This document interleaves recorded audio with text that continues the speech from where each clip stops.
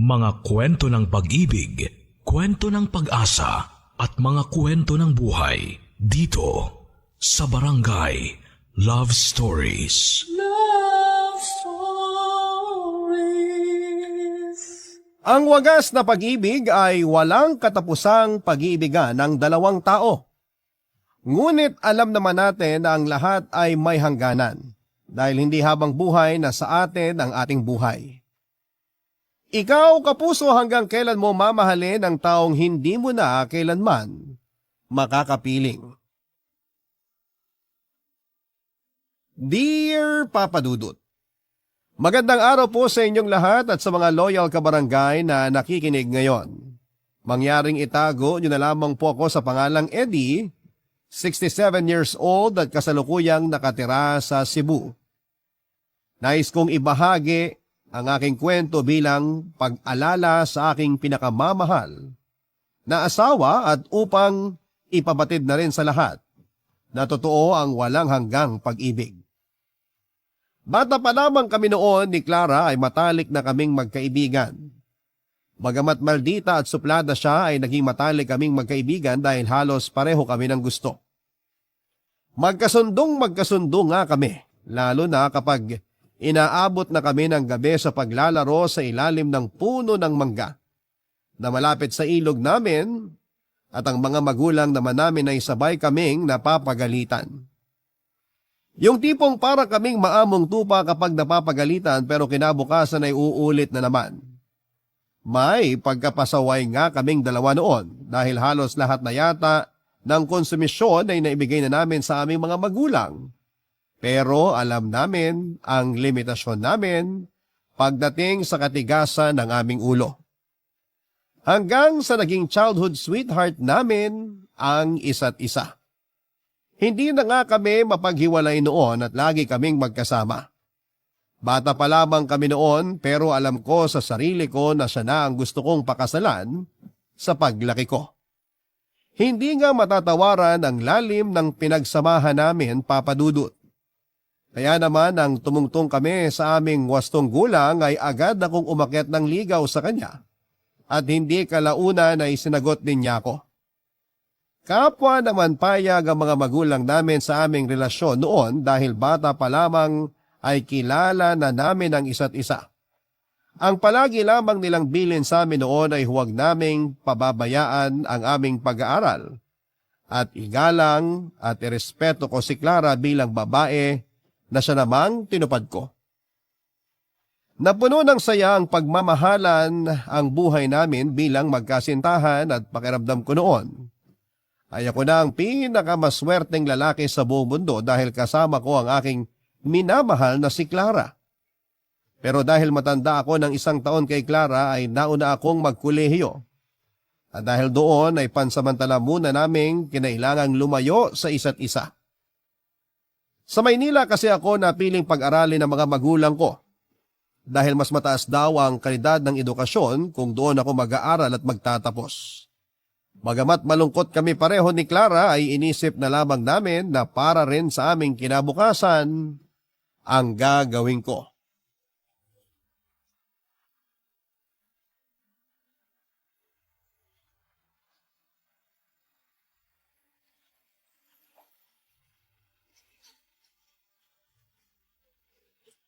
Kailan ba ang luwas mo? Sa Biyernes na, mahal. Malulungkot ka ba? Ano ba namang klaseng tanong yan? Siyempre, ang tagal din natin magkakalayo Kung pwede nga lang na hindi na ako lumuwas eh. Hindi naman pwede. Nakaplano na yan eh. Tsaka yun din naman ang gusto ng mga magulang mo. Alam ko naman. Kaya lang nakakalungkot kasi. Ngayon lang tayo magkakahiwalay ng matagal. Mahal, para sa'yo rin naman to. Kung sa Maynila ka makakapagtapos ng pag-aaral, aba, sigurado akong magiging maganda ang kinabukasan mo. Natin, mahal. Hindi ko to gagawin para lang sa sarili ko, kundi para na rin sa pamilya ko at para sa ating dalawa. Sigurado ka na ba talaga sa akin? Oo naman. Di mo na dapat tinatanong yan. Alam na alam mo naman kung gaano kita kamahal. Alam ko naman yun. Ikaw ba? Di ka pa ba sigurado sa akin? Siyempre sigurado na ako sa'yo. Napakarami na nating pinagsamahan. Kilala na natin ang isa't isa. At wala na tayong maitatago. Kaya alam ko sa sarili ko na ikaw na ang lalaking gusto kong makasama habang buhay. Ganon din naman ako sa'yo. Kaya hayaan mo. At mag-aaral ako ng mabuti at magtatapos. Para makahanap ako ng magandang trabaho. Pag nagkataon, pwede na kitang pakasalan nun. Maghinay-hinay ka lang. Bata pa tayo, mahaba pang panahon natin. Di rin natin masasabi, mahal. Hiram lang naman natin sa Diyos ang buhay natin. Di natin alam kung kailan niya tayo babawiin. Basta, huwag kang ma-pressure ha. Marami pa tayong panahon para pagplanuhan ang kinabukasan natin. Ayokong pumasok tayo sa isang bagay na hindi natin napaghahandaan. Hayaan mo. At tatandaan ko yung sinabi mo. Mag-aaral din ako ng mabuti dito para sabay nating bubuuin ang mga pangarap natin para sa kinabukasan. Natutuwa akong marinig yan mula sa'yo. Basta ipangako mo na hindi ka titingin sa ibang lalaki habang wala ako ha. Pangako ko sa'yo, hindi ako titingin sa ibang babae. Imposible yan, mahal. May mga mata tayo pareho. Ang ipangako dapat natin sa isa't isa ay kahit na gaano karami pang magagandang babae at makikisig na lalaki ang makita natin, mananatili pa rin ang pagmamahal natin sa isa't isa. Pangako yan, mahal. Di bale. At palagi kitang susulatan para naman hindi tayo masyado mangulila sa isa't isa. Maigi pa nga. Basta wag mo kong aalalahanin dito ha. Pagtuunan mo ng pansin ang pag-aaral mo. Basta wag mong kalimutan na sumulat sa akin pabalik ha. Para alam ko mga nangyayari sa inyo rito. Makakaasa ka, pangako. Basta mag-iingat ka palagi doon ha. Huwag kang magpapalipas ng gutom. Kailangan mong kumain palagi para may laman yung utak mo. Oo naman. Sa pagtatapos natin nakasalalay ang kinabukasan natin. Ilarawan mo sa liham kung anong itsura ng Maynila ha. Alam mo namang pangarap ko makapunta ron. Pero magastos kasi ang lumuwas. Hayaan mo't pag nakapagtrabaho na ako, ipapasyal kita sa Maynila. Libutin natin hanggat gusto mo. Ay, gusto ko yan. Pero wag mong pababayaan ang sarili mo doon. Kung may problema, sumulat ka kagad sa akin ha. Oo, mahal. Mag-iingat ako palagi. Pakakasalan pa kita eh. Papadudot ng magkasundo nga kami ni Clara ay lumuwas ako ng Maynila. Pero bago ako tuluyang umalis ay nangako pa kami sa isa't isa na susulat kami para kahit na magkalayo kami, ay alam namin ang nangyayari sa isa't isa sa amin. Lalo na para hindi namin maramdaman na magkalayo kami. Papadudod sa totoo lang ay mahirap para sa akin ang malayo kay Clara. Pero kailangan ko yung gawin dahil gusto kong makapagtapos ng pag-aaral para mabigyan ko ng magandang buhay ang pamilya ko. At mapaghandaan na rin ang kinabukasan naming dalawa ni Clara. At sa unang buwan nga ng pananatili ko noon sa Maynila ay hindi ko napigilang mangulila sa aking kasintahang si Clara. Kaya naman sa tuwing may libreng panahon ako ay halos tambakan ko na siya ng mga liham na nagpapahayag ng aking pangungulila sa kanya. Nagdaan ang marami pang buwan na tanging liham lamang ang nagsilbi naming komunikasyon sa isa't isa. Makalipas nga ang 4 na taon, ay ganon ang naging sitwasyon namin pero kahit kailan ay hindi nabawasan ang pagmamahal namin sa isa't isa. Nang makapagtapos nga ako ng kolehiyo noon sa edad na 23, ay agad akong nagbalik sa aming probinsya dahil sabik na akong makitang muli ang aking pamilya, lalong-lalo na ang aking irog na si Clara.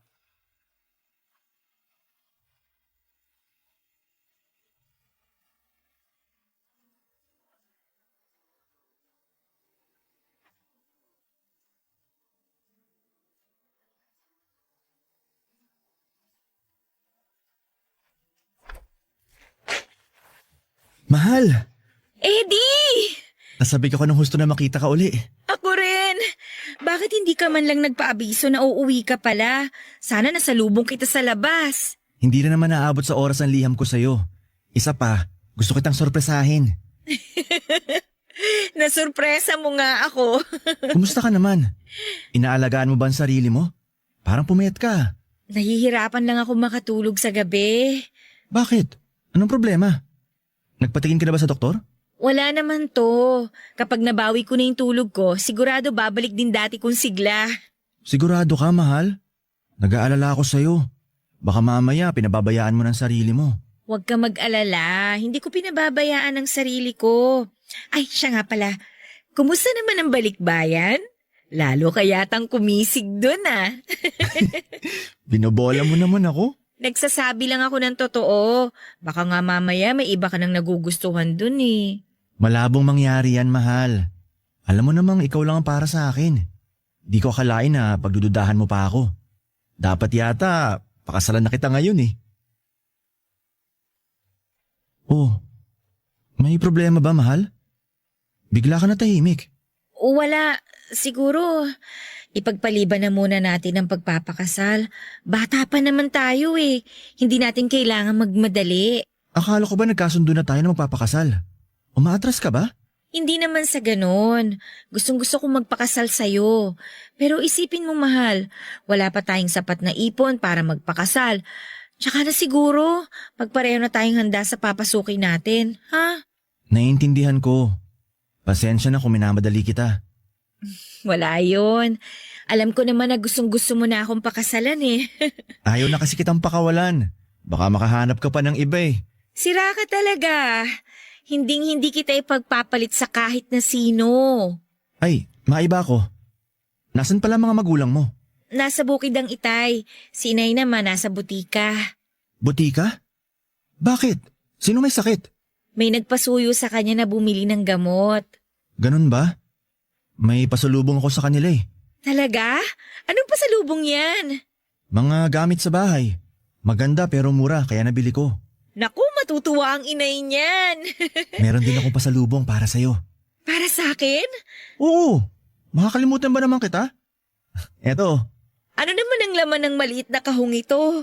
buksan mo. Napakagandang rosaryo naman ito, mahal. Nabili ko yan sa simbahan ng Quiapo sa Maynila. Ikaw agad ang naalala ko na makita ko rosaryong yan. Maraming salamat. Nagustuhan ko tong pasalubong mo sa akin. Alam ko magugustuhan mo yan. Tamang-tama at magnonobena kami mamaya. Sasabay na rin ako.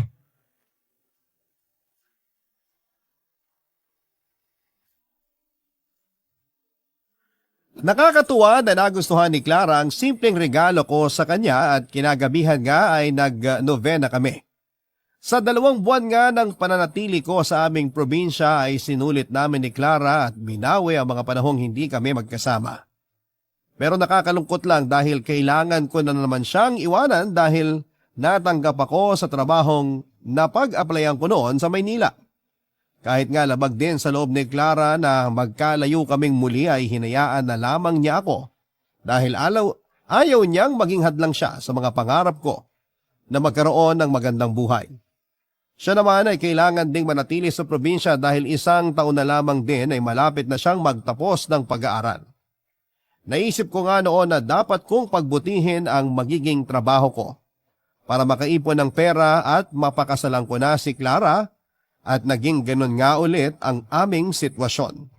Na tanging palitan lamang ng mga liham ang siyang komunikasyon namin noon. At dahil nga papadudot may telepono na noon sa pinagtatrabahuan ko ay paminsan-minsan akong nakikigamit noon upang matawagan ang kalapit ng naming bahay sa probinsya na merong telepono at doon naman ay nakikigamit si Clara at nagbabayad na lamang para sa abala ng pakikipag-usap ko sa kanya sa long distance call, Papa Dudut. Kontento naman kami noon ni Clara sa paraan namin ng pag-uusap dahil mainam pa ngayon kesa sa wala. Pero makalipas ang halos kalahating taon ay naging madalang noon ang pag-uusap namin at pagpapalitan ng sulat ni Clara na siya namang ipinagtaka ko. Dahil kilala ko siya at hindi siya papayag na hindi man lamang kami makapag-usap kahit na 1 araw. Pero hindi ko naman napigil ang sarili ko noon na mag-isip na baka nagsawa na siya at nagulat na lamang ako nang makatanggap ako ng liham mula kay Clara. Pero labis kong pinagtaka dahil hindi yon sulat kamay niya. Nagsimula akong kutuban ng hindi maganda noon kaya naman nang magkaroon ng pagkakataon ay agad akong umuwi ng Cebu upang maalis ang aking mga agam-agam. Pero gano'n na lamang ang aking pagkabigla, Papa Dudut, nang makita ang aking pinakamamahal na si Clara na nakaratay sa kanyang kama at hinang-hinana, Papa Dudut.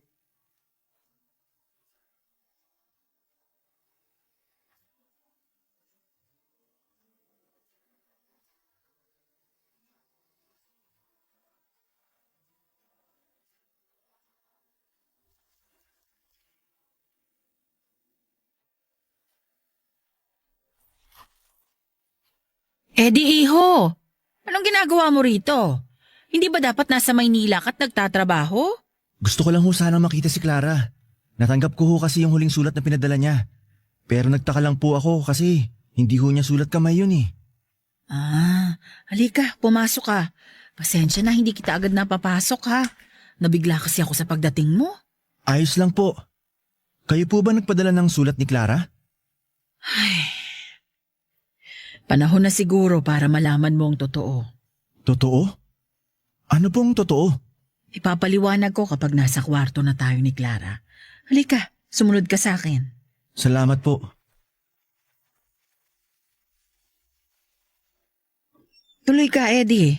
Diyos ko! Clara, mahal! Ano ang nangyari kay Clara? May stage 3 cancer daw siya, sabi ng doktor. At may namumuuring tumor malapit sa lalamunan niya.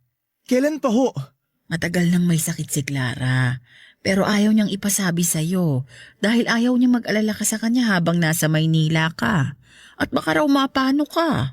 Pero karapatan ko na malaman ang mga nangyayari sa kanya. Katulad na lang ho nito. May sakit pala siya pero wala akong kaalam-alam. Sinunod ko lang ang gusto ni Clara. Madadaan pa naman ho yata sa gamutan to, tama? Ipagamot ho natin si Clara. Tungkol dyan, iho, lumala ang sakit ni Clara dahil wala kaming pera para maipagamot siya. Dahil doon, nagkaroon ng taning ang buhay niya. Ano po? Hindi to pwede mangyari kay Clara. Alam kong hindi ito ang tama na sabihin. Pero wala na tayong magagawa. Hindi na talaga nila kayang gamutin si Clara. Paano pong di na siya kayang gamutin? Sinubukan na ba nila? Hindi pa ho natin nasusubukan kaya wag sana kayo magsalita ng tapos. Di doktor na ang nagsabi na walang gamot sa sakit na kanser ni Clara. At hindi na rin nila maagapan dahil malala na ito. Diyos lang ho maaaring magpasya kung kailan niya babawiin ang buhay ni Clara. Kaya kailangan nating subukan ng ipagamot siya. Tutulong ho ako sa pagpapagamot sa kanya. O sige, sabihin na nating may pambayad ka sa pagpapagamot sa kanya. Pero anong kasiguruhan na magagamot nga nila ang anak ko? Gayong sila na mismong nagsabi na hindi na magagamot pa si Clara. Baka ho may ibang paraan. Huwag niyo naman ho sanang sukuan na lang basta si Clara. Sukuan? Eddie, higit kanino man ako ang labis na nahihirapan na makitang ganyan ang anak ko. Anak ko yan eh. Ako ang nag-alaga at nag-aruga sa kanya. Kaya huwag mong sasabihin sa akin na basta ko na lang sinusukuan ang anak ko. Pasensya na ho. Nabigla lang ho ako. Nay. Clara anak, anong gusto mo? May masakit ba sa'yo? Wala ho. Parang naririnig ko po si Eddie. Mahal ko, andito nga ako. Iwan ko na muna kayo para makapag-usap kayong dalawa. Sige Eddie, ikaw nang bahala kay Clara ha? Eddie, anong ginagawa mo dito? Nasa Maynila ka, di ba? Umuwi ako kasi hindi magandang kutob ko sa huling sulat na pinadala mo. Hindi ganun ang sulat kamay mo eh. Naisip kong baka may problema at pagdating ko rito, meron nga talaga. Matagal ka na palang may sakit. Bakit di mo sinabi sa akin? Di sana naagapan natin. Ayokong mag-alala ka sa akin. Anong klaseng dahilan naman yan, mahal? Hindi pwedeng hindi ako mag-alala sa'yo. Nobya kita at mahal na mahal kita. Hindi ko gustong masira ang atensyon mo sa pag-aaral. Clara naman. Oo, importante ang pag-aaral ko. Pero mas importante sa akin ang kalagayan mo. Sana sinabi mo agad sa akin to. Ayokong ako ang maging balaki kapatid para maabot mo ang mga pangarap mo at magkaroon ng magandang bukas. Gusto mo bang makonsensya ako dahil ako ang naging dahilan ng pagkasira ng pag-aaral mo? Hindi naman sa ganun, mahal. Dadalhin ko hanggang mamatay ako kung sakaling hindi ka nakapagtapos at pag nagkataon hindi mo natupad ang pangarap mo. Nahihirapan na ako, Eddie. Huwag mo na sanang dagdagan pa yun.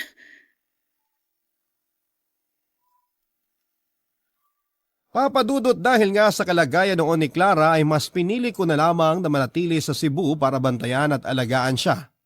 Stage 3 na ang cancer niya at paus na siyang magsalita dahil sa tumor niya sa kanyang lalamunan. At sa tuwing pinagmamasdan ko siya noon ay hindi ko maiwasang maitanong kung bakit yon nangyari sa kanya. Gayong napakabuti naman niyang tao. Napakahirap para sa akin na nakikita kong ganon ang kalagayan niya at wala man lang ako magawa upang alisin ang paghihirap niya. Ang tanging pinangahawakan ko na nga lamang noon ng mga oras na yon na nakakausap ko ng maayos si Clara. Madalas kasi kapag pinipilit nitong magsalita ay nahihirapan ito dahil sa bukol na ayon sa mga doktor ay isang malignant tumor at idagdag pa nga na nangihina na siya dahil sa stage 3 cancer nito. Pero sa kabilangan ng kanyang kalagayan ay hindi ko siya iniwanan bagkos ay mas pinaramdam ko sa kanya kung gaano ko siya kamahal at hindi siya nag-iisa sa kanyang laban. Nais kong ipabatid sa kanya na kahit na anong mangyari ay hinding-hindi ko siya iiwanan.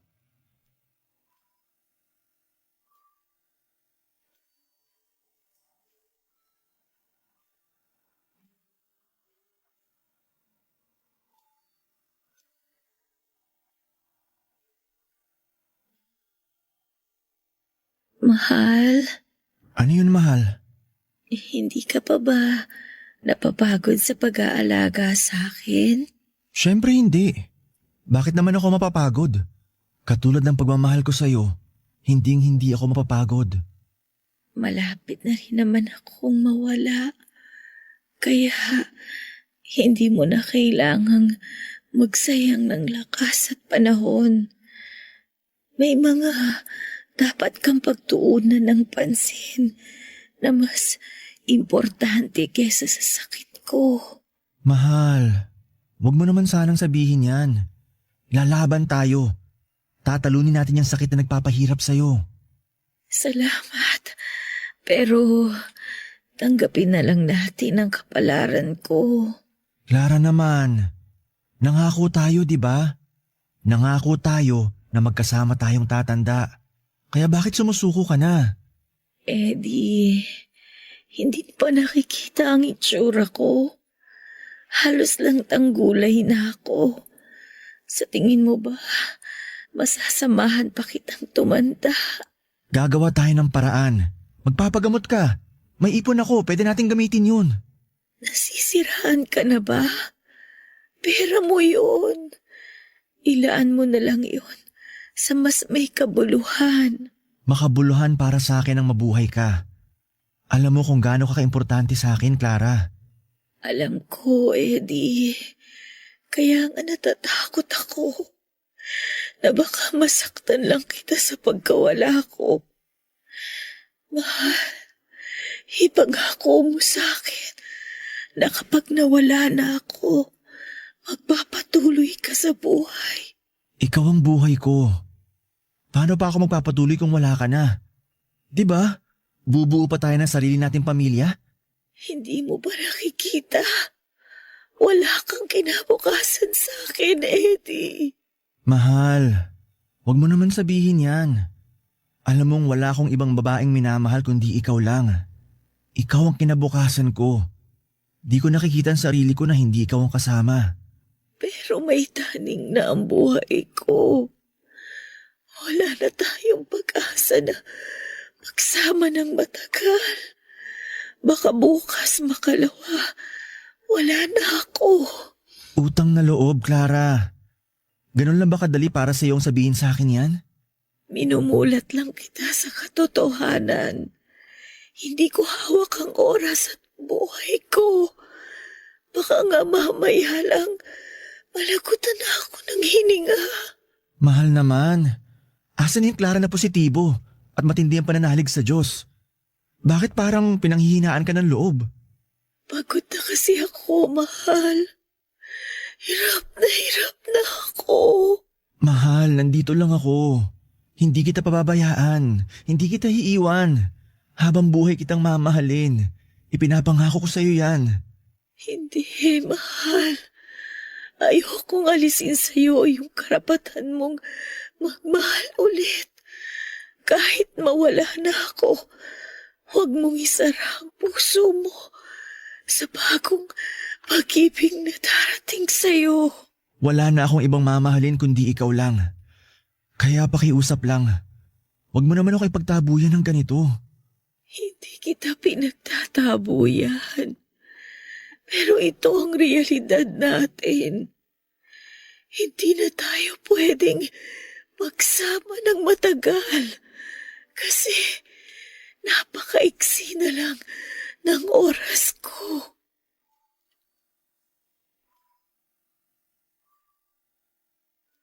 Papadudot na mulat ako sa katotohanan sa mga sinabi ni Clara sa akin. Doon ko napagtanto na hindi lang ako nananaginip ng masama, na totoo lahat ng nangyayari ng panahon na yon. At sa paglipas nga ng mga araw at buwan ay lumala ang karamdaman ni Clara na tila dumudurog sa aking puso. Kitang-kita ko kung paanong unti-unti ay nalalagas ang dating makapal niyang mga buhok. Reaksyon ng mga gamot sa kanyang katawan. Sa totoo lang, Papadudot, ay hindi ko siya kayang tignan ng mga oras na yon dahil ipinamumukha sa akin ng tadhana na wala na akong magagawa para alisin sa ganong sitwasyon ng aking minamahal. Noon ko rin naramdaman ang pakiramdam na wala akong kwenta dahil hinahayaan ko lamang siya na maghirap. Kung maaari ko lamang sanang angkinin lahat ng sakit na nararamdaman niya ay ginawa ko na. Ganon ko siya kamahal, Papadudot, na kung magagawa ko lang ay angkinin ko ang sakit para hindi na siya mahirapan pa. Naisip kong hindi bali na ako ang mahirapan, huwag lamang siya, Papadudot. Hindi ko nga naiwasang humanga kay Clara dahil sa kabila ng kanyang karamdaman ay nanatili siyang positibo ang pananaw sa buhay. Kahit nga unti-unti na siyang nakakalbo ay hindi siya nagreklamo sa kanyang itsura. Sinabi niya rin sa akin na tanggap na niya ang kanyang kapalaran, taliwas naman sa akin. Hindi ko naiwasang questionin ang nasa itaas dahil sa pagsubok na ibinigay niya kay Clara. Pakiramdam ko ay hindi siya makatarungan dahil sa dinami-rami ng masasamang tao sa mundo ay napakabuting tao pa na tulad ni Clara ang naging biktima ng ganong sitwasyon. Isipin ko pa lamang na mawawala ng pinakamamahal ko sa akin ay para na akong pinapatay. At kung maaari lamang ay susundan ko siya hanggang sa kabilang buhay, Papadudot. Papadudot, makadiyos akong tao, pero dahil sa nangyari ay pakiramdam ko na unti-unting humihina ang pananampalataya ko sa kanya ng mga panahong yon. Nagdasal ako ng nagdasal na sana ay pagalingin niya si Clara pero hindi niya ako pinakinggan. Ngunit sadya talagang napakabuti ni Clara at hindi niya hinayaang tuluyang masira ang aking pananampalataya. Pilit niyang ipinaintindi sa akin noon na ang lahat ng ginagawa ng Diyos ay may dahilan. Pero itinanong ko sa aking sarili kung ano nga ba ang dahilan niya. Dahil nga sa matindiring pananampalataya ni Clara sa Diyos ay sinabi niya sa akin na hindi ko kailangang pagdudahan ang pagmamahal ng Diyos sa amin. Isipin ko lang daw kung paano kami nabuhay sa mundong nilikha ng Diyos. Sa paglipas pa nga ng mga araw ay ramdam ko ang unti-unting pagbigay ng lakas ni Clara. Alam ko na anumang oras ay mawawala na siya sa akin kaya naman pinilit ko ang aking sarili na hanggang doon na lamang kami magsasama.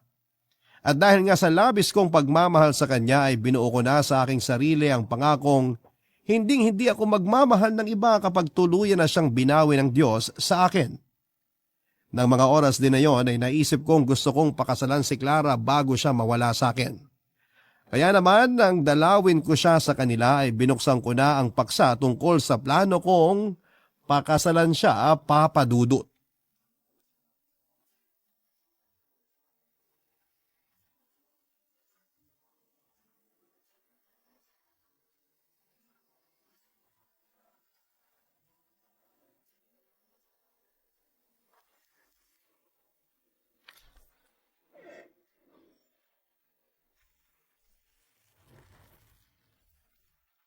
Mahal, kumusta ka na?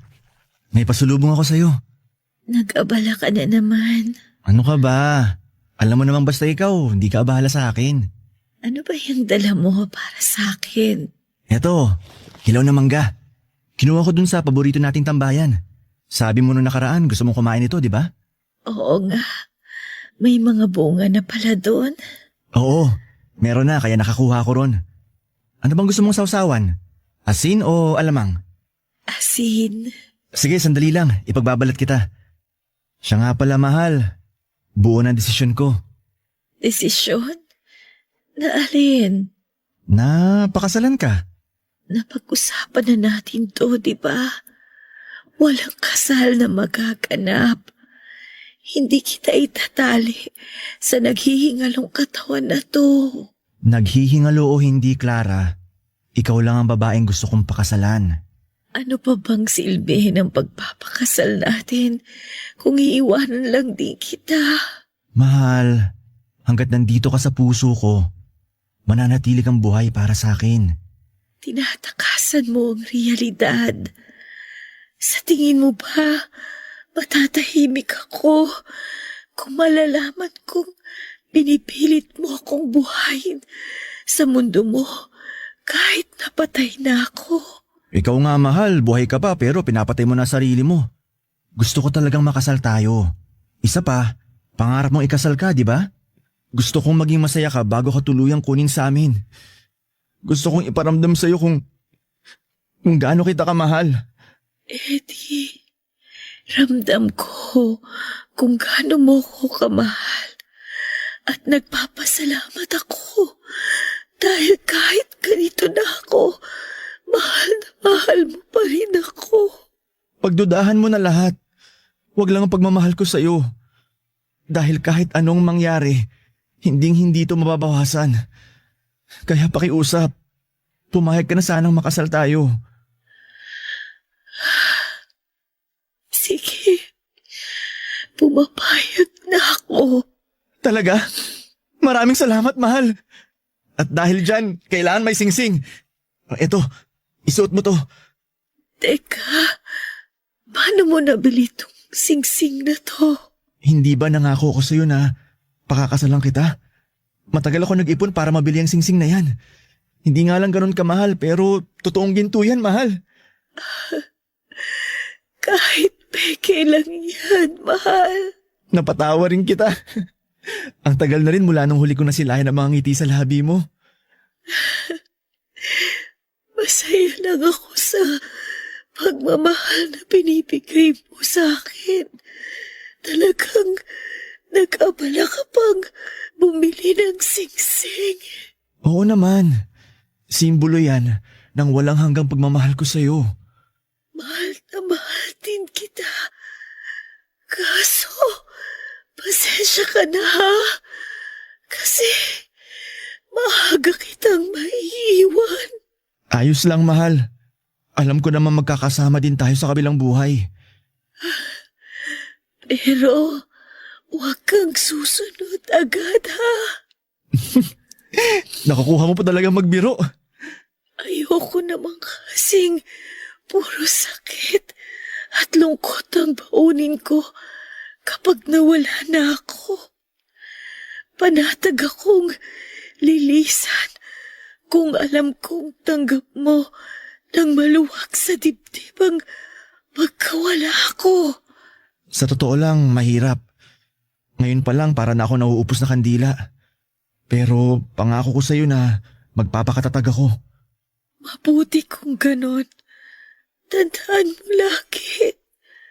Ayokong ako ang maging balakid sa mga gusto mong gawin sa kinabukasan mo. Mas gusto ko na gawin mo akong inspirasyon. Matapos nga ang napakahaba naming diskusyon ni Clara ay napapayag ko rin siya na magpakasal kami, Papa Dudut. Nang sa ganoon ay habang buhay ko siyang makasama at hindi ko maramdaman na mawawala na siya sa akin.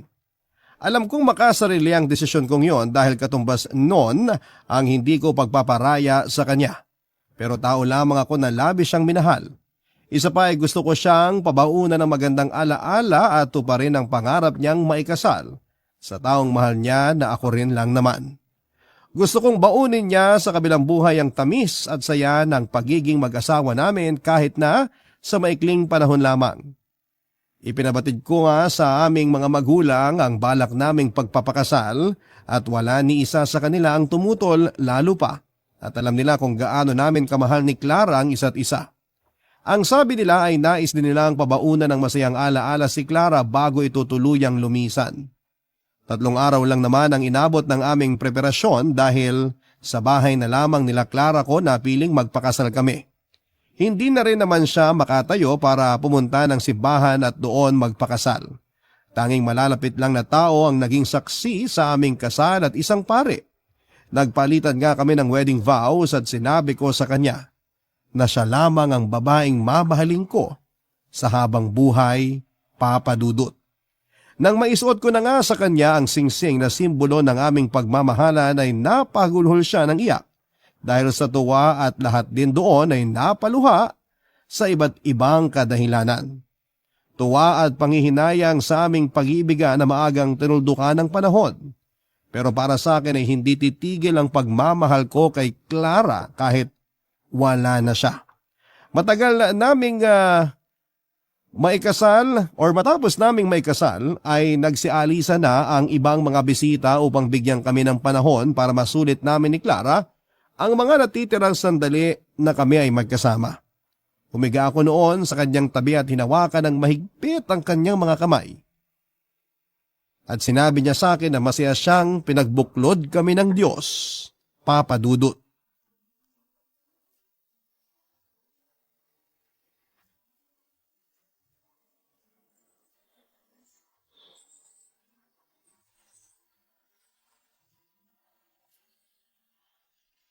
Mahal, Ano yun, mahal? makasarili ba ako kung sasabihin kong napakasaya ko na naikasal na tayo? Hindi. Bakit mo naman naitanong yan? Tsaka hindi lang ikaw ang masaya, pati ako. Nagdiriwang ang puso ko dahil sa wakas, iisa na tayo. Gusto ko pa sanang mabuhay ng matagal. Ayaw mo na kitang iwan. Pero anong laban ko sa Diyos kung gusto na niyang bawiin ang buhay na ipinahiram niya sa akin? Ang magagawa na lang natin, sulitin ang bawat sandali na nandito ka pa. Susulitin natin ang natitirang oras natin na magkasama. Napakaswerte ko dahil nakatagpo ako ng katulad mo. Maswerte din naman ako dahil ikaw ang babaeng nilaan niya para sa akin. Kahit na ilang oras pa lang tayong kasal, matindi ang pasasalamat ko na pinag-isang dibdib niya tayo. Walang katumbas na sayang naramdaman ko nung pumayag ka magpakasal sa akin. Nung una, ayoko talaga. Kasi, pakiramdam ko, bibigyan lang kita ng walang hanggang pasakit at kalungkutan. Inisip ko na kapag nagpakasal ka sa akin, habang buhay mong dadalhin ang sakit ng pagkawala ko. Hindi naman malabong mangyari yun pero magtiwala ka sa akin. Kahit masakit, tatanggapin ko. Oo, may parte sa akin na ayaw kong pakawalan. Pero alam kong magiging maayos ka sa pupuntahan mo. Lugar na walang pasakit at paghihirap. Pero sana, kahit wala na ako. Huwag mong isara ang puso mo na magmahal uli. Gusto kitang maging masaya hanggang sa huling araw ng buhay mo. Kasi hindi naman sa akin magtatapos ang ikot ng mundo mo. Napag-isipan ko na yan, mahal. Pero maniwala ka sa akin o hindi, wala na akong balak na magmahal uli. Ikaw lang ang babaeng mamahalin ko hanggang sa kahuli-huli ang sandali ng buhay ko. Masaya na akong mabuhay kahit sa mga masasayang alaala lang natin. Pero, mahal, Pakiusap, Clara. Ang mahalin ka habang buhay ang siyang kaligayahan ko. At kontento na ako na ikaw lang ang minamahal ko.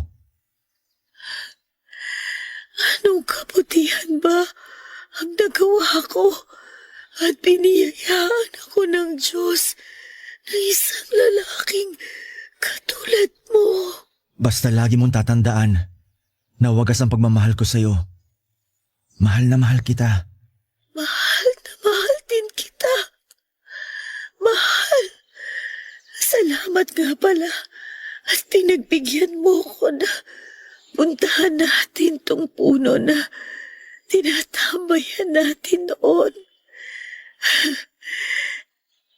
Nakakatuwa na nandito pa rin ang mga pangalan natin na inukit natin dito sa puno. Oo nga, mahal. At lumain man yan ng panahon, hinding-hindi yan mabubura katulad ng pagmamahal ko sa'yo. Ay, teka. Komportable ka ba dyan sa pagkakaupo mo? Oo, salamat. Gusto ko talagang mapanood mabuti ang paglubog ng araw. Alam mo, mahal, ikaw ang nagsisilbing araw ko. Ang nagsisilbing liwanag ng buhay ko. Salamat. Pero ito ang tatandaan mo, mahal. Sa bawat paglubog ng araw, muli itong sisikat na kahit pansamantalang baluti ng kadiliman ng mundo mo, may liwanag pa rin na kinabukasan para sa'yo. Kaya kahit na anong mangyari, wag na wag kang panghihinaan ng loob dahil mahal na mahal kita at mananatili ako sa tabi mo kahit wala na ako. Alam ko. Pakiusap ko lang sana. Palagi mo akong gabayan mula sa itaas. Pag ako mahal ko, pwede mo ba akong yakapin ng mahigpit? Nilalamig ako. Sige. Pero kung gusto mo, iuwi na kita. Dito muna tayo sandali. Gusto ko munang magpahinga. Sige, mahal ko. Magpahinga ka lang. Andito lang ako. Matagal ko nang inihanda ang sarili ko anumang oras na lumisan si Clara. Pero nang makita ko kung paano niyang ipinikit ang kanyang mga mata na tila natutulog matapos sambitin ng mga katagang yon, ay agad akong napahagulhol habang yakap ko siya sa aking mga bisig at nakita ko kung paanong walang buhay na lumaylay ang kanyang mga kamay. Umiyak ako ng umiyak habang yakap-yakap siya ng mahigpit at paulit-ulit na sinasambit kung gaano ko siya kamahal. Hindi ko na nga namalaya na isang oras na pala akong ganon kung hindi pa kami sinundan ni Tita Sally at napaluha siya nang makita ang itsura ko at ang walang buhay na si Clara. Agad naman akong niyakap ni Tita Sally at sinabing makakapagpahinga na si Clara at ang mabuti pa raw ay iuwi na namin ito. Papadudot, hindi ko makakalimutan ang lahat ng masasaya at malulungkot na alaalang meron kaming dalawa ni Clara at kung gaano namin kamahal ang isa't isa at dadalhin ko yon hanggang nabubuhay ako. Sa paglipas nga ng panahon at ngayon nga na matanda na ako ay hindi ako kailanman nagmahal ng iba maliban kay Clara. Alam kong hindi siya tutol na magmahal akong muli pero hindi ko naman maaring turuan ng aking puso, gayong siya pa rin ang tinitibok nito. Bagamat tumanda ako ng walang katuwang sa buhay at walang anak ay masasabi ko namang masaya ako. Dahil nariyan ang mga pamangkin at apo ko na nagmamahal at nag-aalaga sa akin. Hindi naman ako nangulila lalo pa at pakiramdam ko ay kasakasama ko lagi si Clara dahil ramdam ko ang presensya niya sa paligid ko. At alam ko na balang araw ay magkakasama kaming muli sa paraiso at doon namin itutuloy ang aming wagas na pagmamahalan. Hanggang dito na lamang po at naway magsilbi po itong inspirasyon na merong wagas at walang hanggang pag-ibig. Maraming salamat kung ito man ang mapipili po ninyong basahin ngayong araw and more power sa inyong programa. Ang inyong kapuso at kabarangay, Eddie. Sabay-sabay nating pakinggan ang iyong kwento ng pag-ibig, buhay at pag-asa. Ipadala lang sa barangaylovestories@yahoo.com. Nagustuhan ng iyong napakinggan? Ituloy yan via live stream sa www.gmanetwork.com/radio.